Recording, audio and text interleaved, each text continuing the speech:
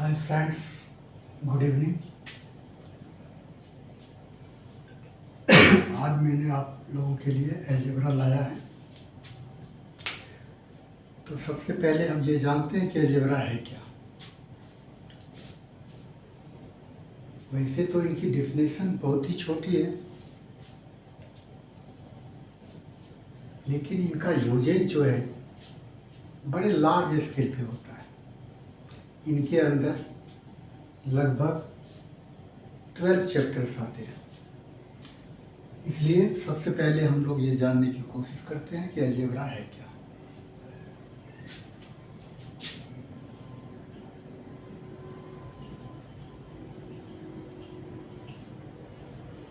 ये है algebra is a branch of mathematics that uses symbol and letters to represent number and operations. Is that clear? इसमें हम symbol को और letters को यूज करते हैं। लेटर्स जैसा कि जानते हैं अल्फ़ाबेट होता है A to Z, और सिंबल्स को यूज करते हैं। सिंबल्स से मीन्स है small bracket, big bracket, medium bracket, ये सब भी इसमें यूज करते हैं। तो मेनली अलजेब्रा जो होता है इसमें दो चीज होता है, एक नंबर्स होता है, दूसरा वेरिएबल्स होता है। दोनों के कॉम्बिनेशन से अलजेब्रा बनता है।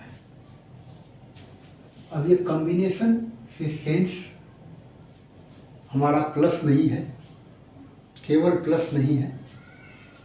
कॉम्बिनेशन का मतलब हुआ कि इस दोनों चीज़ को यूज करते हैं अलजेब्रा के टर्म्स को दिखाने के लिए। तो वेरिएबल्स का मतलब होता है अननोन क्वांटिटीज।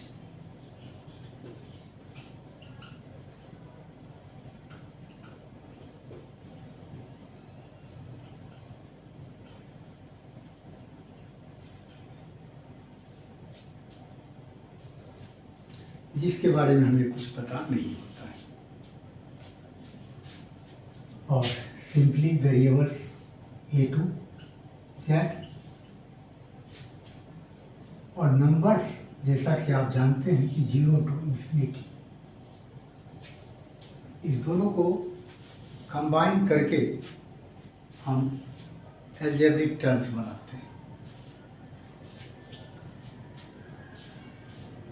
हम बेसिक से स्टार्ट कर रहे हैं, इसलिए सबसे पहले आपको ये समझना होगा कि इनको बेसिक क्यों कहा गया।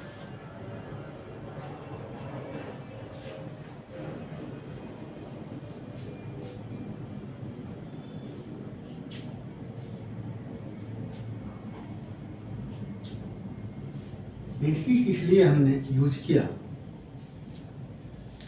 क्योंकि आजकल YouTube पर बड़े बड़े सम्स लेकर के आ जाते हैं, एक्सपोनेंट वाले और भी ढेर सारे। डायरेक्ट उसको समझना बहुत कठिन है। इसलिए मैं इस तरीके से अलजेब्रा को के कॉन्सेप्ट को क्लियर कर रहा हूँ, ताकि जो छोटे बच्चे हैं और जो बड़े बच्चे हैं दोनों के समझ में आ जाए। बाद में इसको हम डिफ्रेंशिएट कर देंगे। तो वेरिएबल और नंबर्स, अब सपोज कीजिए वेरिएबल्स 2 है और नंबर्स हमारा b है।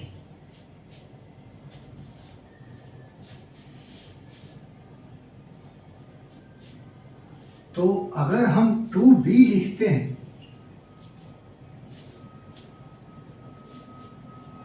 तो ये एक टर्म्स होता है, एक टर्म होता है।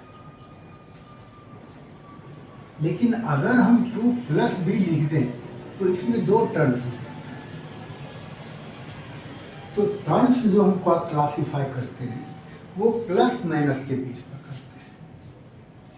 इसके अलावा अगर नंबर और लेटर दोनों के बीच में मल्टीप्लिकेशन हो या फिर डिवीजन हो तो उसको हम एक टर्म केवल सपोज करते हैं।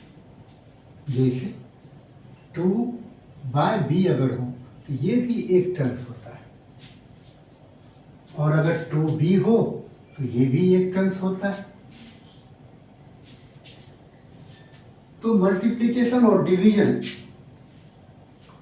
दोनों ऑपरेशन जो है हमारा सिंगल टर्म को शो करता है, जबकि प्लस और माइनस हमारे एक से ज़्यादा टर्म्स को इंडिकेट करता है। इसके बाद इसमें ऑपरेशन बहुत ही इंपॉर्टेंट होता है।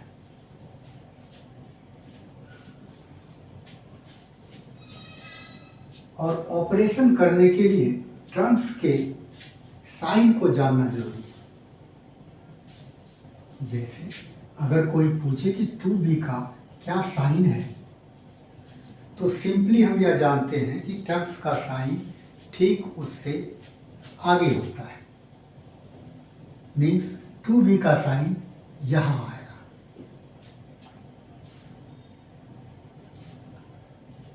अगर साइन इंडिकेट नहीं किया हुआ है तो हम उसको एज यूजुअल प्लस उसको सपोज करते हैं। तो साइन इंडिकेट नहीं हो तो एक चीज का ध्यान जरूर हमको रखना है कि 2b का मतलब होता है 2 × b। इससे हमें ये नहीं जानना है कि b का साइन मल्टीप्लाई है। एक्चुअली दोनों एक टर्म बनाता है, दैट इज 2b, और 2b का साइन होता है क्या, उसके आगे प्लस। इसको ध्यान रखना जरूरी है इसमें। और साइन हमारा बहुत ही इंपॉर्टेंट है जब इनके ऑपरेशन पर हम सवाल करेंगे तो। ओवरऑल अब इसके बारे में थोड़ा हम अंदर जानते हैं।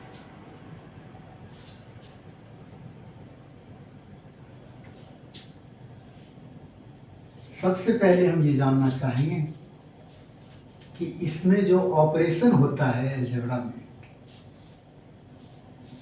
वो ऑपरेशन हम कैसे करते हैं।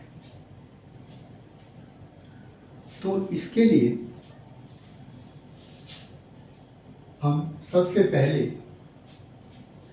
ये जानेंगे कि जब भी अलजेब्रिक टर्म्स का हम प्लस करते हैं तो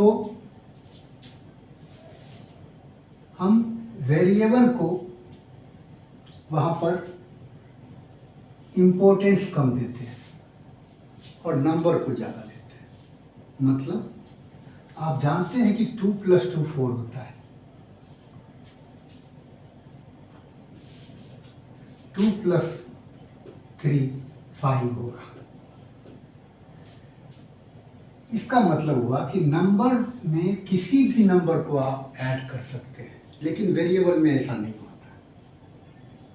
वेरिएबल में क्या होता है कि सेम काइंड के जो वेरिएबल हैं केवल उसी को हम प्लस या माइनस कर सकते हैं। अगर डिफरेंट काइंड्स का वेरिएबल हो गया तो उसको हम एज इट इज छोड़ देते हैं। जैसे सपोज कीजिए p + p।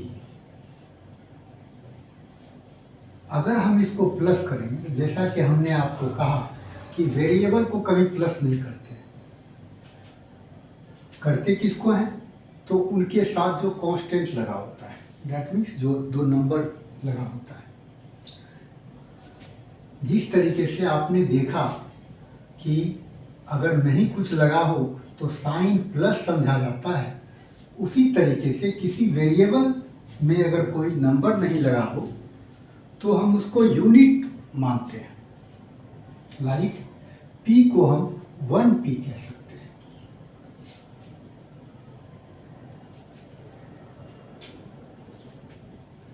One p and 1p, जैसा कि हमने आपको कहा कि कांस्टेंट को केवल ऐड करते हैं, वेरिएबल को नहीं।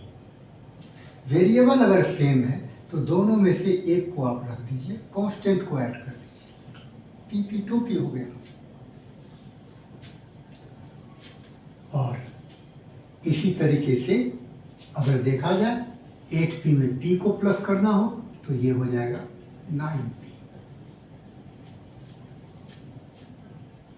यहां तक तो क्लियर है। अब इसके काइंड पर थोड़ा सा विचार करते हैं, वेरिएबल के काइंड पर। वेरिएबल का काइंड क्या है? आप तो नॉर्मली जानते हैं कि A से Z तक सारे डिफरेंट वेरिएबल्स, लेकिन डिफरेंट वेरिएबल्स केवल इतने ही नहीं है, इसके अलावे भी है। लाइक A², A³ A4, ये सारे डिफरेंट वेरिएबल्स। इसलिए अगर डिफरेंट वेरिएबल हो तो उसको हम प्लस नहीं कर सकते। मीन्स अगर हमको 2A² कोई दे दे और इसमें कहे कि A³ को जोड़िए, तो हम इसको प्लस नहीं कर सकते। क्यों नहीं कर सकते? क्योंकि ये अलग वेरिएबल है, ये अलग वेरिएबल। ये प्लस तभी होगा जब सेम काइंड का वेरिएबल रहेगा। लाइक अगर A3 के जगह A² कर दे तो हम इसको सिंपली आप समझ सकते हैं इस चीज को कि सपोज कीजिए कि 2 बुक्स हैं और 2 पेन्स हैं। इसको अगर आपको प्लस करने के लिए कहा जाए तो आप यहां संकट में पड़ जाएंगे। इसको +2 और 2 4 तो होता है, लेकिन अब पेन लिखूं या बुक लिखूं तो हम जज नहीं कर पाएंगे। और जब जज नहीं कर पाएंगे तो इसका मतलब है कि इसको हम ऐड नहीं कर सकते। ये एज इट इज रह जाएगा। I don't know what will be the sum of 2 books and 2 pens.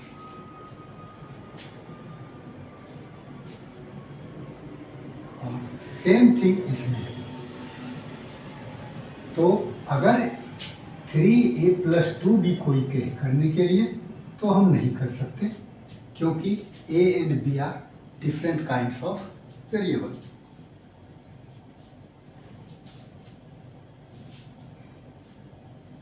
बाकी यही चीज हमको ध्यान रखना है और यही इनका प्रोसीजर होता है। तो ठीक इसी तरीके से इसमें भी होता है कि अगर सेम काइंड का वेरिएबल नहीं है तो हम एक तो कॉमन वेरिएबल को लिख देते हैं। कॉमन वेरिएबल होगा तभी तो लिखेंगे। अब 1P + 5P, इसमें P हमारा कॉमन वेरिएबल है। कॉमन वेरिएबल को लिख देते हैं। 1 + 5 नंबर को ऐड करते हैं। हम हमेशा नंबर को ही ऐड या सब्ट्रैक्ट कर सकते हैं, वेरिएबल को नहीं। तो कॉमन वेरिएबल लिख देते हैं और ऐड या सब्ट्रैक्ट होगा तो ऐड या सब्ट्रैक्ट करके लिख देंगे। अगर आपको ये चीज ब्रेन में रहा तो ऑपरेशन बहुत ही आसान है। तो आज का क्लास में इतना ही सिखाना चाह रहा था। आगे आप लोग हमारे चैनल को जरूर सब्सक्राइब कीजिए ताकि आप लोगों से मुझे इंस्पिरेशन मिले। Thank you.